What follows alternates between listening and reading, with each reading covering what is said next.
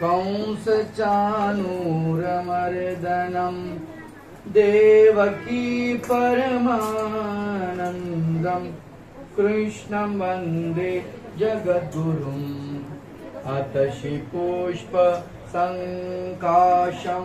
हारणोपुरशोभितं रत्नकङ्कणकेयूरं कृष्णं वन्दे जगद्गुरुम् कोटिलालकसंयुक्तं पूर्णचन्द्रनिभाननं विलसत्कुण्डलधरं देवं कृष्णं वन्दे जगद्गुरुम् मन्दारगन्धसंयुक्तं चारुहासं चतुर्भुजं बहिरपिञ्छावचूडाङ्गं कृष्णं वन्दे जगद्गुरुम् उत्फुल्लपद्मपत्राक्ष नीलजीमुतसन्निभं यादवानं शिरोरत्नं कृष्णं वन्दे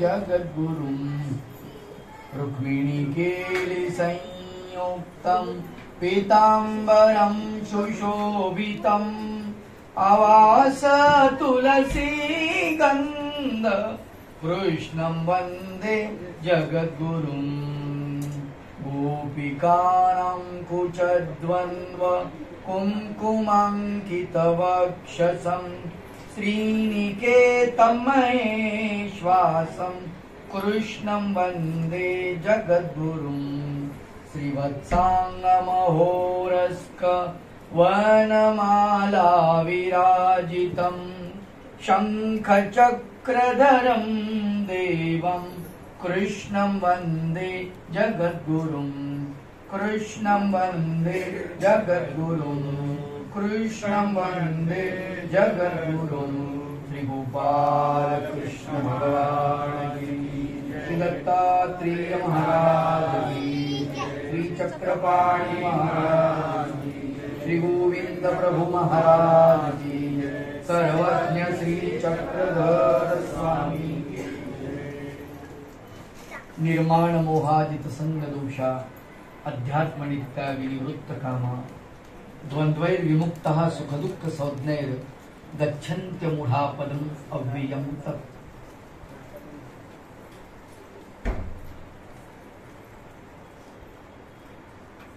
आमचे हे ज्ञानपीठ पाठशाळा या ज्ञानपीठाचे संचालक आदरणीय पूजनीय प्रदीप भाऊ, त्यांचे सहकारी ईश्वराधिष्ठित श्री दादाजी, बंधुराज, मिलिंद भाऊ आणि सर्व परिवार। खरं तर भाऊ बोलले ते खरं आहे, मुंबईमध्ये ते वाटत नाही, झगमगाट आहे, खूप डोळे दिपून जातात, दिसत नाही चांगलं। या झगमगाटाच्या दुनियामध्ये आपण कदाचित भगवंताला विसरू तर नाही असा एक धाक अंतःकरणामध्ये असतो आणि म्हणून नको वाटतं कुठलाही झगमगाट असेल अशा ठिकाणी जाणं, अशा ठिकाणी थांबणं थोडं त्रासदायक वाटतं, दुसरं काही नाही। परंतु तरी सुद्धा तुम्ही अशा या धकाधकीच्या या सगळ्या झगमगाटामध्ये भगवंताचं नामचिंतन करता, देवाला आठवता आणि हे 21वे वर्ष या वर्षामध्ये आता पदार्पण केलेलं आहे त्या ज्ञानपीठानं। म्हणजे आपण 2 तपाच्या जवळ चाललेलो आहोत, ही काही साधी गोष्ट नाहीये। खरं तर आज मी श्लोक घेतलेला आहे तो 2 तास निरूपणाचा श्लोक आहे, परंतु तुम्हाला पाऊण तासामध्ये समजून सांगण्याचा प्रयत्न करीन। शक्य तेवढं तुम्ही जीवाचं रान करून सगळी कोणी इथे आलात आणि तुमच्याशी संवाद साधण्याचा 2 वर्षानंतरचा माझा योग. कोरोना काळामध्ये कार्यक्रमही बंद होते, फक्त भगवंताचं नामचिंतन आणि कंटाळा आला तर पारायण, या व्यतिरिक्त आम्हा साधकांना कुठलाही उद्योग नव्हता. असं आमचं चाललं. आणि असं चालताना तुम्हाला सांगतो, आता आरती सुरू झाली आणि आरतीमध्ये जांभळी आली. म्हटलं एखादं भूत आलं, कारण भूत आहेत आपल्यामध्ये, नाही का? भूतांचा संचार आहे. राग, द्वेष, काम, क्रोध, मद, मत्सर, लोभ, मोह अनेक भूत आहेत ना. मग अशी भूत अवतरतात. अवसरकाळी, मंगळकाळी ते येतात आणि ते आपल्याला देवधर्म करू. आधीच उल्हास आणि त्यात फाल्गुन मास, असे एक मन आहे. उल्हासच नसतो आम्हाला, नाही का, देवधर्माचा. आणि त्याच्यामध्ये जांभळी, त्याच्यामध्ये कंटाळा, त्याच्यामुळे देवधर्माचं म्हणजे माणसाला नको वाटतं. निरोपणासाठी जो श्लोक घेतलाय त्याला थोडं टच करतो. 15व्या अध्यायातला तो श्लोक आहे. अत्यंत गोड आहे, मला खूप आवडणारा आहे. त्या श्लोकामध्ये भगवान गोपाल कृष्ण असं म्हणतात की निर्माण मोहा जितसंग दोषा अध्यात्मनित्या विनिवृत्त कामा द्वंद्वैर विमुक्ता सुखदुःख संज्ञैर गच्छन्ति मूढा पदमव्ययंत. हे अर्जुना, माझ्या पदाला पदम अव्ययम तत्, माझ्या त्या अव्यय पदाला गच्छन्ति पोहोचतात. कोण पोहोचतात? कोण येतात? अमूढ. अमूढ शब्दाचा अर्थ ज्ञानी. ज्ञानी पोहोचतात. मूढ म्हणजे मूर्ख आणि अमूढ म्हणजे ज्ञानी. ज्ञानी माझ्या अव्यय पदाला पोहोचतात असं भगवंत म्हणतात. मग ते काय केल्यानंतर पोहोचतात? ज्ञानी पोहोचतात हे आपल्याला कळलं. भगवंताच्या परमपदाला ज्ञानी पोहोचतात कारण त्यांना ज्ञान झालेलं आहे, त्याप्रमाणे त्यांनी आचार केलेला आहे, म्हणून ते पोहोचले हे आपल्याला कळलं. परंतु का पोहोचतात ज्ञानी, त्याचं जे उत्तर आहे त्या श्लोकामध्ये आलेलं आहे आणि फार सुंदर आहे, सुटसुटीत आहे.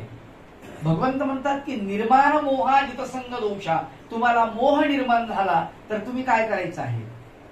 आणि माणसाला मोह निर्माण होतो, नाही का? तुम्ही रस्त्यानं चाललात, रस्त्यानं चालता चालता आपण एका कामासाठी चाललो आणि शेजारी हॉटेल आहे आणि त्या हॉटेलमध्ये भजे तळतात मस्त, भज्याचा वास नाकात घुसला. घ्राणेंद्रियानं तुम्हाला सूचना केली. काय सूचना केली? घ्राणेंद्रियानं मेंदूला सूचना केली, वास खूप सुंदर येतोय, आणि या वासाचा परिणाम जिभेवर झाला, म्हणजे दुसऱ्या इंद्रियाला सूचना झाली, म्हणजे सगळे इंद्रिय सचेत झाले. पहिले घ्राणेंद्रिय सचेत झालं, वास नाकात घुसला आणि मेंदूला कळलं, मेंदूने जिभेला आदेश दिला, थोडस खाऊन घे ना, थोडस ओके, जाऊ नंतर, पाठशाळेत नंतर जाते, काय ज्ञानपीठाला जायचंच आहे आपल्याला, थोडस उशीर, नाही का, थोडे भजे खाऊन घेऊ, नाही का. आणि मग ते गरम गरम भजे, मग त्या जिभेनं सांगितलं की हो मला खूप खावेसे वाटतात. त्यावेळेला परत त्या जिभेचा जेव्हा होकार आला आणि तिचं मतदान मिळालं मेंदूला, त्या मेंदूनं सांगितलं पायाला, चला म्हटले तिकडे, मग तिकडे जावं लागेल, इकडे जायचं होतं आपल्याला ज्ञानपीठाकडे, त्याच्यामुळे इकडे चला. आणि मग ते पाय आपल्याला त्या हॉटेलमध्ये घेऊन जातात. पा कशी गंमत आहे. तिथे गेल्यानंतर मग आपण बसलो आणि बसल्यानंतर मग आपल्याला भजे खायचे, तर खाण्यासाठी काय करावं लागतंय? खाण्यासाठी हात लागतात. कर्म कशाने केलं जातं? हातानं. कर्म करण्याचं सगळ्यात मोठं साधन जे असेल ना, ते हात आहे, लक्षात ठेवा. आणि म्हणून त्या साधनाचा वापर करण्यासाठी परत मेंदूने हाताला आदेश दिला. म्हणजे इंद्रिय कसे कामी लागले पहा, इंद्रिय कसे कामी लागले. आणि तिथे दिसणारा दुसरा पदार्थ म्हणजे डोळे. मग तो वेटर येतो, साहेब आलूवडा देऊ का? कान त्याच्याकडे गेले, त्याच्या आवाजाकडे, नाही का. आलूवडा तर हा तळते म्हणे, आता भजे तळले, आलूवडा तळते, त्याचाही वास नाकात घुसला. म्हणजे सगळे इंद्रिय कामी लागले, डोळे कामी लागले, कान कामी लागले, नाही का. हा स्पर्श इंद्रिय ते काम, सगळे पंच ज्ञानेंद्रिय, पंच कर्मेंद्रिय ज्याला म्हणून, त्यातले 2-3 कर्मेंद्रिय ते कामी लागले आणि ते सुरू झालं काम. राहिली देवपूजा, राहिला सत्संग, नाही का. मोह साधी गोष्ट आहे, बिलकुल अगदी साधी गोष्ट आहे की साध्या साध्या गोष्टीचा माणसाला मोह निर्माण होतो. आता माझं उदाहरण देतो. मला एक शुगर, आता शुगर असल्यामुळे काय होते की गोड खायला जमत नाही. परंतु जर समजा गोड समोर आलं आणि भाऊ म्हणले मिलिंद भाऊ बाबा आजचा दिवस खा, काय हरकत नाही का. मलाही असं वाटतं की खरंच का आजच्या दिवस खाल्लं तर काय होणार नाही. सत्संग आहे, एवढ्या लोकांची आपल्या पाठीमागं म्हणजे चांगली भावना आहे, सद्भावना आहे, आणि मग आपली शुगर वाढेल का नाही वाढणार नाही का. सगळ्यांना जर असं वाटतं तर मग वाढणार नाही, आहे की नाही. म्हणून आपण खाऊन टाकतो, पण शुगर वाढते. कोणाची सद्भावना चांगली असली तरीही शुगर वाढणार. त्याचं कारण तुम्हाला सांगतो, ते एक फिजिकली आहे, आणि जे फिजिकली आहे ते बरोबर होणार आहे. लक्षात ठेवा, जसं तुम्हाला सांगतो की जेवण झाल्यानंतर तुम्हाला झोप येते, फिजिकली आहे. जेवण झाल्यानंतर आळस येतो, फिजिकली आहे. झोप झाल्यानंतर तुम्हाला फ्रेश वाटतं, फिजिकली आहे. काही गोष्टी फिजिकली आहेत. तर तसं तुम्हाला वाटतं की मी हे खाल्ल्यानंतर सगळ्यांनी मला संतांनी म्हटलं बा, चांगल्या लोकांनी म्हणलं, त्यांनी म्हटलं की नाही काही होत नाही, वाढत नाही शुगर, आजच्या दिवस खा. तर तसं नाही आहे, ते वाढणार आहे, ते पक्का आहे नाही का. तसं उदाहरण तुम्हाला सांगतो, इलेक्ट्रिक नाही का. ह्या इलेक्ट्रिकच्या ह्याच्यामध्ये असं एक वायर टाकायची आणि बाहेरून हात पकडायचा असं. कसं होईल? इलेक्ट्रिक काय म्हणेल, दंड बाबा, मुंबईमध्ये तुमचं स्वागत आहे वगैरे वगैरे. नाही, झटका देईल ती. का? तिचा गुणधर्म आहे, फिजिकली आहे ते. पण माणसाला काही गोष्टी फिजिकली कळल्या पाहिजे, आलं का लक्षात, समजल्या पाहिजे. आणि फिजिकली आम्ही जीवन जगत असतो, रियालिटी आहे ती, पूर्ण जगत असतो आम्ही. तर ते जगत असताना मोह आम्हाला कसा निर्माण होतो याचा आम्ही विचार केला पाहिजे. म्हणजे कुठल्या कुठल्या गोष्टीतून मोह निर्माण होतो. मग आमच्या डोळ्याच्या माध्यमातून, आमच्या कानाच्या माध्यमातून, जिभेच्या माध्यमातून, नाकाच्या माध्यमातून, म्हणजे पंच ज्ञानेंद्रिय आम्हाला त्या पदार्थाकडे आकर्षित करतात, पंच ज्ञानेंद्रिय. आणि मग ते पंच ज्ञानेंद्रिय तिकडे त्या पदार्थाकडे ओढत गेले की माणूस आपोआप तिकडे ओढल्या जातो, आपोआप ओढल्या जातो. खर तर कबीरदासांनी असं म्हटलेलं आहे, मन गया तो जाने दे, मत जाने दे शरीर. नाही, पण असं नाही आहे. मन गेलं की संपलं नाही. मन गेल्यानंतर शरीर तुम्ही थांबवू शकता का? आहे का ताकद आमच्यामध्ये? नाही. कारण मन हा राजा आहे 10 इंद्रियांचा. 11वं मन जे आहे तो राजा आहे. आणि तो मन ज्यावेळेस तुमचं एखाद्या गोष्टीकडे गेलं त्यावेळेस शरीर जाऊ देऊ नको असं आपल्याला म्हणता येत नाही. शरीर आपोआप जातं, आलं का लक्षात. कुठली क्रिया जर आपल्याला करायची असेल तर ती मनपूर्वक करा असं सांगतात. चांगली क्रिया जर देवपूजा तुम्हाला करायची आहे, मनपूर्वक करा. मंदिरात जायचंय, मनपूर्वक जा. तुम्हाला संतांची संगती करायची आहे, श्रद्धापूर्वक, मनपूर्वक, म्हणजे मन लावून ते केलं पाहिजे. पाठांतर करायचे, मन लावून आपण केलं पाहिजे. म्हणजे मन त्यात असायलाच पाहिजे. मन गया तो जाने दे, मत जाने दे शरीर, असं आपण जर म्हटलं तर शक्य नाही आहे. म्हणून पहिली महत्वाची गोष्ट की मन जाण्याच्या अगोदर इंद्रिय आपल्याला संकेत करतात. मन म्हणजे नेमकं काय? इंद्रियांचा राजा, आलं का लक्षात. सर्व इंद्रियांचा राजा. मग आम्हाला मोह निर्माण होतो, तो डोळ्याच्या माध्यमातून, जिभेच्या माध्यमातून, स्पर्शाच्या माध्यमातून, ठीक का, नाकाच्या माध्यमातून, अशा वेगवेगळ्या पंच ज्ञानेंद्रियाच्या माध्यमातून आम्हाला मोह निर्माण होतो. आणि तो मोह आम्हाला टाळता आला पाहिजे. निर्माण मोहा जितसंग दोषा. मग हा मोह आम्ही जिंकला पाहिजे. त्या मोहाला आम्ही जिंकलं पाहिजे. कसं जिंकलं पाहिजे नाही का. आमच्यामध्ये जो संग दोष निर्माण झालेला आहे नाही का, आमच्यामध्ये संग दोष निर्माण झालाय. कसा दोष निर्माण झालाय? संग दोष. कशाचा संग? वाईट गोष्टीचा संग नाही का, वाईटाचा संग. एकदा जर संग वाईटाचा घडला की आपण त्या रस्त्याने चाललं जातो, आलं का लक्षात. साधी गोष्ट आहे. तुम्ही दररोज 3 वाजता उठता, नामस्मरण करता, 3 वाजता आणि 4 वाजता उठत असाल, 5 वाजता उठत असाल, परंतु एक दिवस जर आपला मोडला, एक दिवस, तर माझा अनुभव आहे, एक दिवस जर स्मरण चुकलं, भले ते 6 वाजता हो, 7 वाजता हो, असं जर झालं, तर एक दिवस जर आपला चुकला तर आपल्याला त्या रुटीनला येण्यासाठी कमीत कमी 3 दिवस लागतात. हे माझा अनुभव आहे प्रत्यक्षात. कारण दुसऱ्या दिवशी आपल्याला अगोदर झोपलेलो असतो आपण, वेळेवर आपल्याला जाग पण येते, रिंग पण वाजते मोबाईलची, अलार्म पण वाजतो, पण आळस आपल्याला उठू देत नाही. का? कालच्या दिवसाचा दुष्परिणाम झाला. कसा दुष्परिणाम झाला? संग. कालच्या दिवसाचा वाईट संग लागला आपल्याला. आलं का लक्षात? म्हणून जिथं संघ दोषाला आम्हाला जिंकायचं आहे. संघ दोषाला काय करायचंय? जिंकायचंय. कसं जिंकायचंय? संतांच्या संगतीत जाऊन आम्हाला स्वतःला धुवून घ्यायचंय, स्वच्छ करायचंय. लक्षात ठेवा, जो दोष झाला तो धुतला पाहिजे, आम्हाला कळलं पाहिजे. आता पांढरा शुभ्र कपडा असेल तर तो कपडा मळला की आम्हाला पटकन कळतो, आणि रंगीत कपडा असेल तो मळला तर तो कळत नाही, लवकर कळत नाही. तसंच अंतःकरणाचं आहे. अंतःकरण शुद्ध जर असेल ना, ते मळालं तर पटकन कळतं आम्हाला, आणि ते जर मळालं नाही तर, आणि जर ते मळालं त्याच्यावर पुटं चढली तर आम्हाला ते कळत नाही. कधी ते खराब झालं आणि त्याच्यावर अनेक पुटं चढायला लागली आम्हाला समजत नाही. आलं का लक्षात? साधी गोष्ट तुम्हाला सांगतो. इथून तुम्ही बाहेर पडलात, बाहेर चपल्या आहेत, आणि चपल्या आहेत आणि तुमची चुकून भाऊंच्या चपलीला पाय लागला, माहित नाही, चपल्या तर सगळ्यांच्याच आहेत. आपल्यापेक्षा ज्येष्ठ आणि श्रेष्ठ, त्याच्या ठिकाणी ज्ञान आहे, त्याच्या ठिकाणी वैराग्य आहे, त्याच्या ठिकाणी भक्ती आहे, तो वासनिक असू द्या. आलं का लक्षात? साधू तर सोडून, साधूचा विषयच नका घेऊ, वासनिकाचा सांगतोय मी. तो वासनिक असू द्या, त्याच्या चपलीला जरी पाय लागला तरी सुद्धा तुम्हाला दोष लागतो. आलं का लक्षात? आणि मग तो दोष चुकून लागला, पण कुणाची काय चप्पल होत नाही, त्या चपलीला माझा पाय लागला, हा माझा दोष आहे, ही माझ्याकडून चूक घडली आहे. कुणाची चप्पल आहे दादा इथे? कुणाची चप्पल आहे? माझा पाय लागल्यावर त्याला दंडवत, माफ करा, मला क्षमा करा, माझा हा प्रसव वाढत जाईल.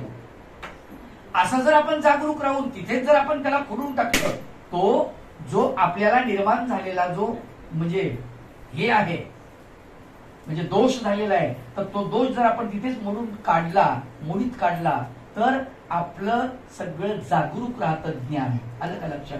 भगवान गोपालकृष्ण श्रीमद भगवद्गीतेमध्ये फार सुंदर सांगतात की ज्ञानी माणसाचं ज्ञान सुद्धा झाकल्या जातं म्हणाले.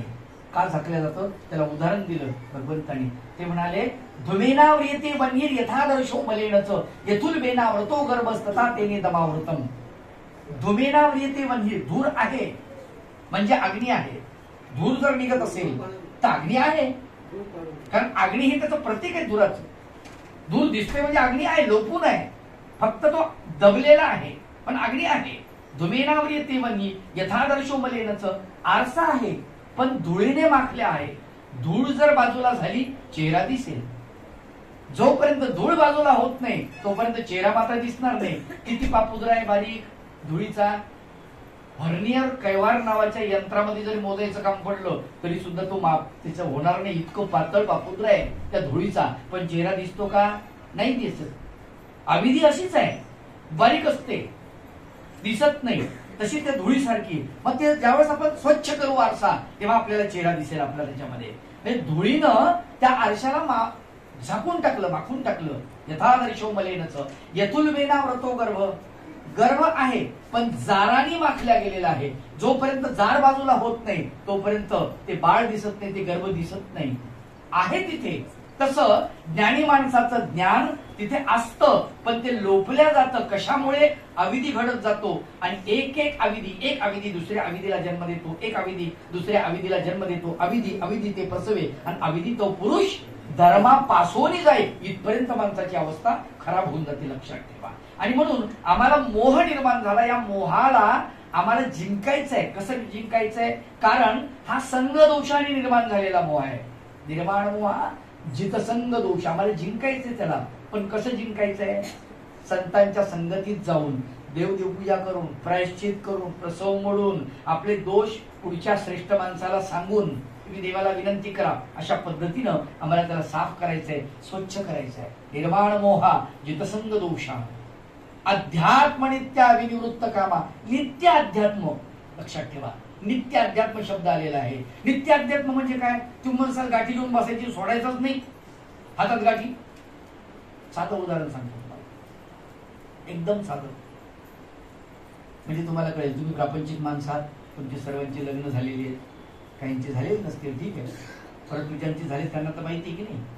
लग्न झाल्यानंतर वधूवर घरी येतात माहेरी, पत्नीला घेऊन.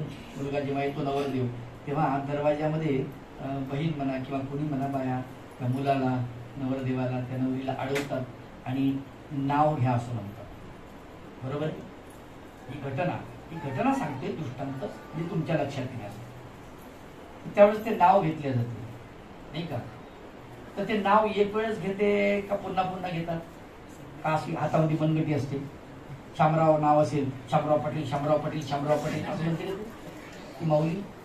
हा लक्षात घ्या, एकदाच घेते की नाही नाव, उखाण्यामध्ये घेते, एकदाच घेते. आयुष्यभर तिचं भरण पोषण करण्याचं काम तो पती करतो.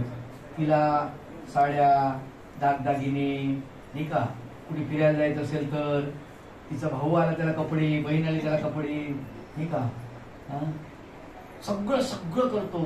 मरेपर्यंत त्या पत्नीचं भरण पोषण करण्याची जबाबदारी तो उचलतो. काय केलं वकिली, काय केलं बोलत ना, काय केलं, एकदाच नाव घेतलं, लक्षात ठेवा, पुन्हा पुन्हा नाही घेतलं. मग आता जो साधक आता सर्वज्ञ श्री चक्रधर प्रभू आहे, भगवंत आहे, याचं नाव जर आपण अखंड चिंतन करत राहू, अखंड नामस्मरण करत राहू, आपलं भरण पोषण करणार नाही का तो, मोक्ष देणार नाही का आपल्याला तो, सन्मार्गाला लावणार नाही का आपल्याला तो, साहजिकच गोष्ट आहे.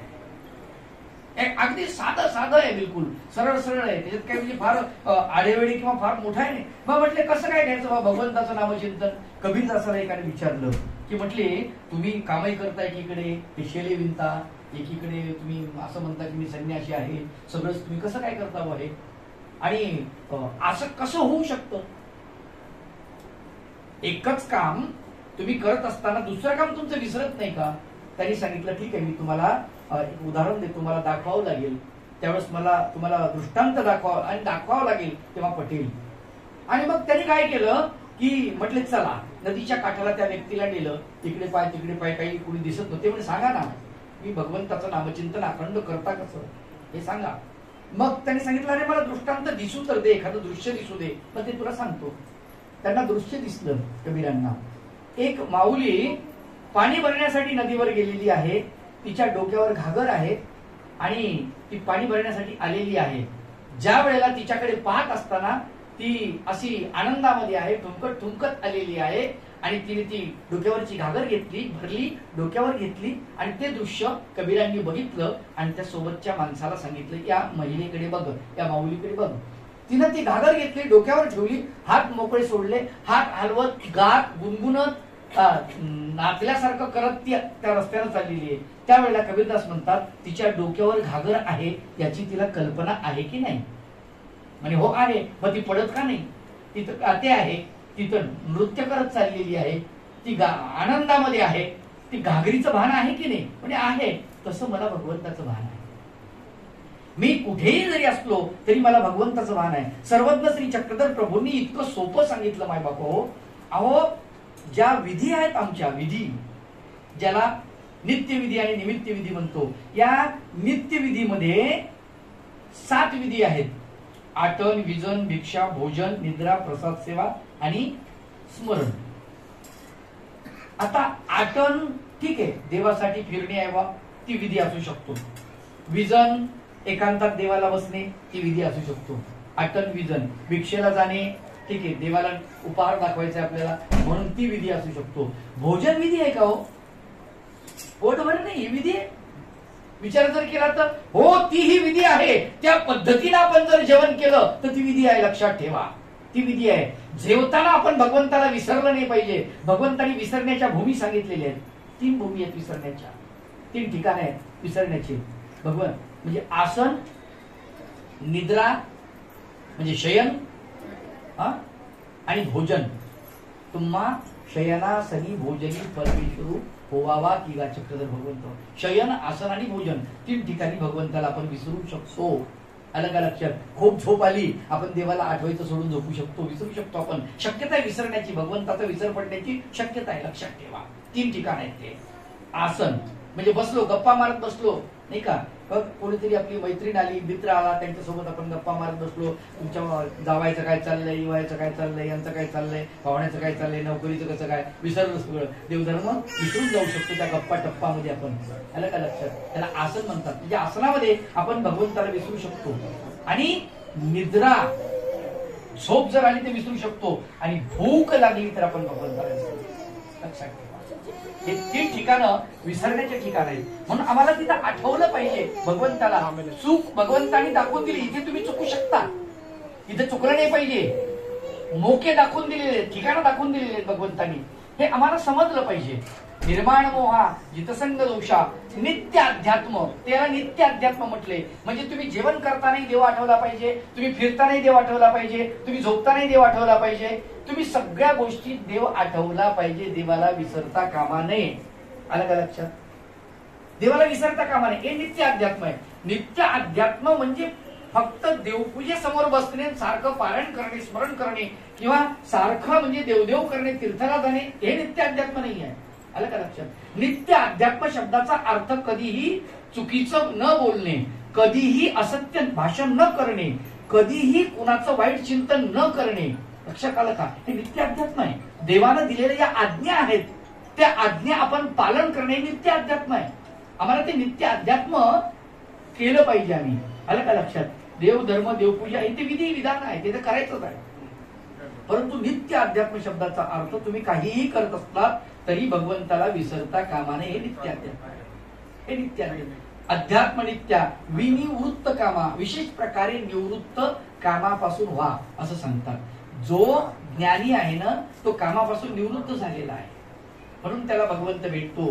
म्हणून तो भगवंताच्या त्या परमगतीला भगवंत म्हणतात गच्छन्ती, जातात. ते ज्ञानी माझ्या परमगतीला जातात. का जातात? तर नित्य अध्यात्मामध्ये ते असतात, सतत अध्यात्मामध्ये असतात. आपण सतत अध्यात्मामध्ये आहोत का? नाही. आपण सतत अध्यात्मामध्ये नाही आहे, आपण सतत विषयामध्ये आहोत. आलं का लक्षात? आपला सतत विषय आहे. हो, आपण आरशासमोर गेलो तर आपले डोळे, आपलं चेहरा, आपलं सगळं शरीर सजवण्याचा आपण प्रयत्न करतो, नाही का? सगळं त्याच्यामध्ये आपलं लक्ष आहे, विषयामध्ये लक्ष असतं आपलं. आपलं भगवंतात लक्ष नाही, आपलं शास्त्रात लक्ष नाही, विषयाकडे. आलं का लक्षात? आणि म्हणून कलियुगी विषयराम म्हटले, खोटं नाही आहे ते असत्य थोडंच आहे. मग हे आम्हाला कळलं पाहिजे. आम्ही नित्य अध्यात्मामध्ये असलो पाहिजे. अध्यात्म नित्य आणि विनिवृत्त कामा, विशेष प्रकारे कामातून निवृत्त झालं पाहिजे. काम म्हणजे काय? इच्छा. आमची इच्छा संपवली पाहिजे. आम्ही इच्छा संपवली. सगळ्यात कठीण काम आहे की आमच्या इच्छा अशा पल्लवित झालेल्या आहेत, पांगलेल्या आहेत, आणि म्हणून आम्हाला दुसरा जन्म घ्यावा लागतो. माणसाला दुसरा जन्म घेण्यासाठी दुसरं काहीच कारण नाही. इच्छा संपली, जन्मही संपला, पुन्हा जन्मच नाही आहे. आमची इच्छा आहे ना, का या जन्मात नाही तर पुढच्या जन्मात करू, अशी आमची इच्छा असते. बघा तुम्ही म्हाताऱ्या माणसाला विचारा कसं काय, काही नाही आता थकलो, आता काही होत नाही. बरं करायचंय काय मग? आता थकले गोष्ट खरी आहे ना, हो थकले कळतंय आम्हाला, पण आता काय करायचंय? आता फक्त भगवंत नाही, आता काय असं वाटत होते, पाय दुखतात, गुडघे दुखतात, ऐकू येत नाही. आता लय ऐकलं ना, काय ऐकलं? गाणे ऐकले, मैकी मैकी जुल्फे, बैकी बैकी आखे, काय काय काय नाही ऐकलं तुम्ही? सगळं ऐकून काही नीट ऐकलंय का? ऐकलंय का नीट? काही ऐकलंच नाही. भगवंताचं भजन चिंतन काही ऐकलं नाहीये, भगवंताचं कीर्तन ऐकलं नाहीये. आलं का लक्षात? हे ऐकलं नाही, देवाच्या लीळा श्रवण केल्या नाही आम्ही, आणि म्हणून जे ऐकलं ते असंच वाया गेलेलं आहे. हे पंच ज्ञानेंद्रिय असेच आम्ही वाया घातलेले आहेत. मग आता काय करणार? तुम्हाला देवानं जरी समजा कान दिले, एकानं मला ऐकू आलं पाहिजे, हो म्हणजे सगळं ठीक आहे, मला ऐकू आलं पाहिजे, म्हणलं काय करणार तुम्हाला ऐकू आल्यावर? सांगा बरं. हे नाही काय आहे, थोडस ऐकू आलं म्हणजे बरं वाटतं. ऐकू आलं नाही ते बरं आहे ना, चांगलं आहे. सुनबाई काय बोलती कळत नाही. नीट आहे ना, टेन्शन नाही. म्हणजे आता चहा पिला होता, पुन्हा पाहिजे काय म्हणले बाई? काही नाही देते. हा ऐकलं नाही, बरं आहे की नाही? हे ऐकायला कमी याला फायदा येतो आपला. प्रपंचामध्ये माणूस रिटायर झाला की तुमच्या लक्षात आलं, रिटायर शब्दाचा अर्थ लक्षात आला का? टायर म्हणजे थकणे. आलं का लक्षात? विशेष प्रकारे थकलोय आपण, ते रिटायर आहे. मग आता कामातून रिटायर जर आपण झालो तर कान रिटायर होतील की नाही? डोळे रिटायर होतील की नाही? हे सगळं हळूहळू रिटायर होते, थकतंय. लक्षात ठेवा, हे संपणार आहे. आणि हे आपल्याला अमूल्य अशा प्रकारचं भगवंतानं दिलेलं आहे. आलं का लक्षात? परंतु तुम्हाला सांगतो की ही फक्त मनुष्यामध्ये सद्गती आहे, इतर ठिकाणी नाही.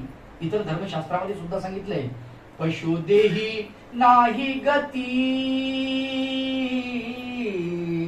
पशुदेही नाही गती, ऐसे सर्वत्र बोलती, ऐसे सर्वत्र बोलती, पशुदेही नाही गती, पशुदेही नाही गती. पशुदेहामध्ये गती नाही, सद्गती नाही, लक्षात ठेवा. सगळीकडे बोललं जातं. आणि म्हणून आम्हाला भगवंताने जे दिलेले आहे त्याचा उपयोग आम्हाला करता आला पाहिजे. जे ज्ञानेंद्रिय, पंच ज्ञानेंद्रिय आलं का लक्षात, त्याचा चांगला उपयोग, सदुपयोग आम्हाला करता आला पाहिजे. संत सांगतात, सुंदर वर्णन करतात. दिले इंद्रिय हात पाय कान, डोळे मुख बोलाया वचन, तेने तो जोडीशी रे भगवान, नासे जीवपन भवरोग. दिले इंद्रिय हात पाय कान, इतकं सुंदर हात पाय कान नाक डोळे सगळं दिलं तुला भल्या माणसा, भगवंताचं भजन करून त्याच्या प्राप्तीला जाण्यासाठी. पण काय केलंस रे बाबा तू, काय केलंस नाही का. पण नित्य अध्यात्म आणि विनिवृत्त कामा, विशेष प्रकारे कामातून आम्हाला निवृत्त व्हायची इच्छा आमची संपवली पाहिजे. वासना आलं का लक्षात. त्या वासनेनं वाटोळ केलेलं आहे, वासनेनं वाटोळ केलं. तर शास्त्रामध्ये त्याचं वर्णन फार सुंदर आलेलं आहे. ते म्हणतात, इंद्रा पडली भग, चंद्र झाला काळा, आणि नारद चुकला चाळा भजनाचा. कशामुळं? वासनेनं. संत तुकडोदास बाबा आहेत, म्हणजे होऊन गेले विदर्भामध्ये. फार सुंदर त्यांनी वासनेलाच भजन म्हणलं. भाऊ, वासनेलाच भजन म्हटलं. काय म्हणतात? वासने तुझ भोवती, वासने तुझ भोवती, किती जन्म घाला वे आम्ही, वासने तुझ भोवती, किती जन्म घालावे आम्ही, भोगणे संपेल का, भोगणे संपेल का, भोगोनी होतील का कमी, वासने तुझ भोवती. हे वासने, तुझ्या भोवती आम्ही किती जन्म घालावे ग. अगर तुझ्या भोवती फिरता फिरता आमचे अनंत जन्म गेले ना, आम्हाला भगवंताकडे जाऊ देत नाहीस तू. तुझं भोगणं संपेल का, किती भोगणार आहेस तू नाही का. आणि भोग कधी संपत असतात का माय बाप. सुभाषितकारानं फार सुंदर वर्णन केलं. ते म्हणाले, भोगान भोगता वयमेव भोगता, वयम एव भोगता, आम्हीच भोगल्या जातो, भोग भोगल्या जात नाही. तृष्णा न जीर्णा वयमेव जीर्णा, तृष्णा कधीच म्हातारी होत नाही. वयम एव जीर्णा, आम्हीच म्हातारी होतो. अवघड आहे विचार जर केला तर. तृष्णा म्हातारी होते का? नाही, तृष्णा नाही म्हातारी होत, आशा नाही म्हातारी होत. ती तर पल्लवित होत जाते. जसं जसं आपलं म्हातारपण येत चाललं तसं तसं ती पल्लवित होत जाते. मग या जन्मात त्या इच्छा आकांक्षा पूर्ण झाल्या नाही, मग ती पुढच्या जन्माचा वेध घेते आणि मग ती वासना आम्हाला पुढच्या जन्मामध्ये टाकते. इतर शास्त्रामध्ये त्याचं वर्णन फार मस्त आलेलं आहे. ते म्हणतात की जडभरत राजा हरणी गर्भा गेला आणि घाला तो घातला वासनेने. वासनेनं त्याच्यावर घाला घातला जडभरत राजावर. जडभरत राजा एवढा चांगला होता, तो संन्यस्त झाला. त्यांनी वानप्रस्थ स्वीकारला, जंगलामध्ये गेला, त्यांनी संन्यस्त झाला. म्हणजे राजपाट सोडून दिला, संपत्ती सोडून दिली, सत्ता सोडून दिली, मुलबाळ सोडून दिली, पत्नीचा त्याग केला, सगळा त्याग केला. परंतु जेव्हा त्या जंगलामध्ये गेल्यानंतर, भिक्षा मागून आल्यानंतर एक हरणाचं पिल्लू आलं आणि त्या हरणाच्या पिल्लाला त्याचं गोडधोड खायला घातलं भिक्षेचं, आणि त्या हरणाचं पिल्लू तिथंच राहू लागलं. आणि मग शेवटी ज्यावेळेस प्राण जायच्या वेळेला त्या भगवंताची आठवण व्हायला पाहिजे, त्यावेळेला मी मेल्यानंतर या हरणाचं कसं होईल असं तो म्हणायला लागला. अरे पत्नीचं कसं होईल याचा विचार नाही केला भल्या माणसा, मुलाचं कसं होईल याचा विचार नाही केला, एवढं मोठं राज्य ते सोडून दिलं त्याचा विचार नाही केला, आणि क्षुद्र हरणाचा विचार केलास तू पिढ्या माणसा नाही का. म्हणून सांगतात की त्याची अवस्था अशी झाली, तो जडभरत राजा हरणी गर्भा गेला आणि घाला तो घातला वासनेने, इच्छेने घाला घातला आणि त्याचं वाटोळ करून टाकलं. आपलं काय होईल याचा विचार करा माझ्या. म्हणून नित्य अध्यात्म नित्य विनिवृत्त कामा, आम्हाला कामापासून विशेष प्रकारे उपसर्ग लागलेला आहे. निवृत्त व्हायचं, पण कसं निवृत्त व्हायचं? विशेष प्रकारे निवृत्त व्हायचं. म्हणजे काम आमच्यामध्ये शिल्लक नसावा. आलं का लक्षात? तुम्ही म्हणसाल बाबा काम कसं काय सुटलं? ते चक्रधर भगवंतांना सांगितलं की विकार सुटतच नाही का. त्याची विकारा वेगळा केवळाही झालाच नाही. आणि तुम्ही सांगायला की विकार विशेष सोडून द्या, विशेष प्रकारे सोडून द्या. सोपी गोष्ट आहे, अजून सोपी सांगतो करून कशी. तुम्हाला ज्या वेळेला तो काम असा ऊर्ध्व होतो तर तो काम राहत नाही. आलं का लक्षात? खाली असतो जेव्हा आध असतो तेव्हा तो काम असतो, ऊर्ध्व झाल्यानंतर तो कामरूप बनत नाही. आलं का लक्षात? त्याची भक्ती बनते. हो, खाली गेला काम किती वासना असते, ऊर्ध्व गेला काम किती उपासना बनते. आलं का लक्षात? हो, मीरा भगवान गोपाल कृष्णाला पती मानते. लक्षात ठेवा, वासनाच आहे, इच्छाच आहे तिची. हा माझा पती है, कन्हैया माझा पती है, कृष्ण माझा पती है, ठाकुर जी मेरे भगवान है, मेरे पती है, मेरे मालिक है. हा जो भाव आहे की नाही, हा ऊर्ध्व वासनेचा भाव आहे.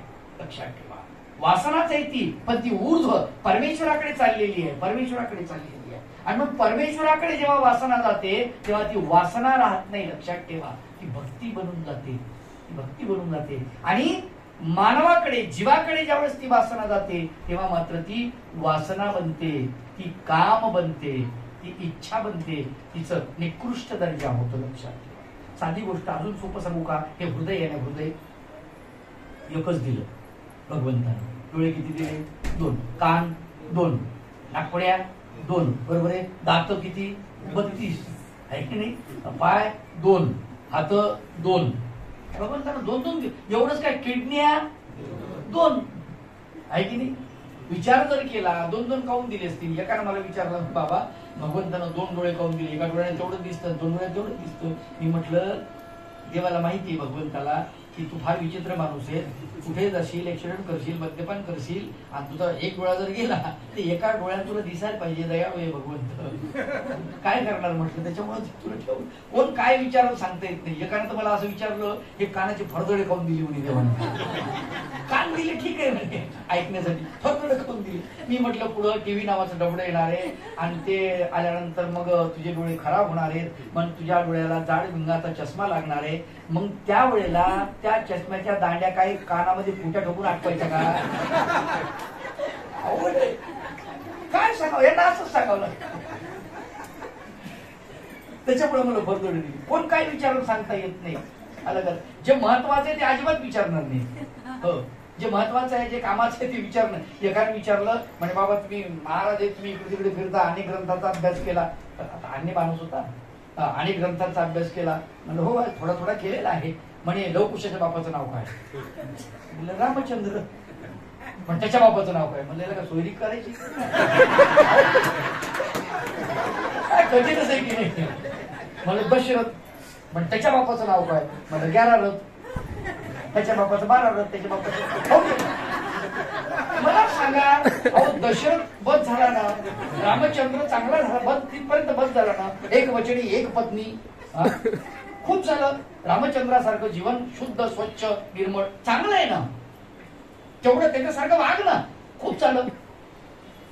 त्याचा आदर्श तू पाळ ना, बस झाला ते. बाकी गरज आहे का त्याच्या पित्याकडे, त्याच्या आजोबाकडे, त्याच्या पंजोबाकडे काय करायचे तुला त्याच्याशी?